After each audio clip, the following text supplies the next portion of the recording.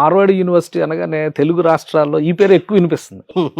Engineering అనగానే ఎప్పుడో కొన్నాళ్ళ క్రితం కేసెట్ కర్ణాటక అని ఇట్లా వినేవాళ్ళం. ఇప్పుడు అన్ని సెట్లు ఒక సెట్ అయిపోయినాయి కదా, మార్వాడి యూనివర్సిటీ పేరే వినిపిస్తుంది. సో అందుకే ఒక క్లారిటీ కోసం అడుగుతున్నాం. మీరు క్యాంపస్ లోకి వచ్చారు, ఇంత అద్భుతమైన ఇన్ఫ్రాస్ట్రక్చర్, వరల్డ్ క్లాస్ ఎమ్యూనిటీస్, ఈ కైండ్ ఆఫ్ థింగ్స్ ఉండి ఫీ స్ట్రక్చర్ వచ్చేప్పటికి ఇంజనీరింగ్ 10 లక్షలు అయిపోతుంది sir. Okay, food and accommodation అంతా కలుపుకొని ఈ కైండ్ ఆఫ్ ఫెసిలిటీస్ ఉన్న ఇన్స్టిట్యూషన్ మనం చూసుకుంటే 40-50 లక్షలు అవుతుంది సార్. బయట మన సౌత్ లో చూసుకుంటే, మన రాష్ట్రంలోనే టాప్ ఇన్స్టిట్యూషన్ అనిపోయి వాళ్ళ వెనక నుంచి ఉంటే జేబులు ఖాళీ అయిపోతాయి సార్. ఇదేంటి అంటే ఒక మంచి ఉద్దేశంతో ఎస్టాబ్లిష్ చేసిన యూనివర్సిటీ.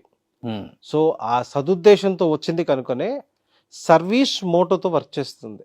ఓకే, చూసారా అసలు ఎన్ని కంట్రీస్ పిల్లలు చదువుతున్నారు ఇక్కడ. అవును, మీరు వెళ్తే ఇండియాలో ఉన్న ప్రతి లాంగ్వేజ్ మా క్యాంపస్ లో వినపడుతుంది. Multi languages. పిల్లల్ని ఆల్ రౌండర్స్ గా తీర్చిదిద్ది పంపిస్తాం.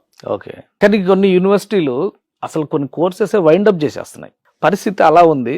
ఇక్కడేమో మీరు డిఫరెంట్ గా చెప్తున్నారు. సో ఈ రెండింటిని ఎలా బ్యాలెన్స్ చేద్దాం? ఈ కోర్సెస్ ట్రాన్స్ఫర్మేషన్ మోడ్ లో ఉన్నాయి.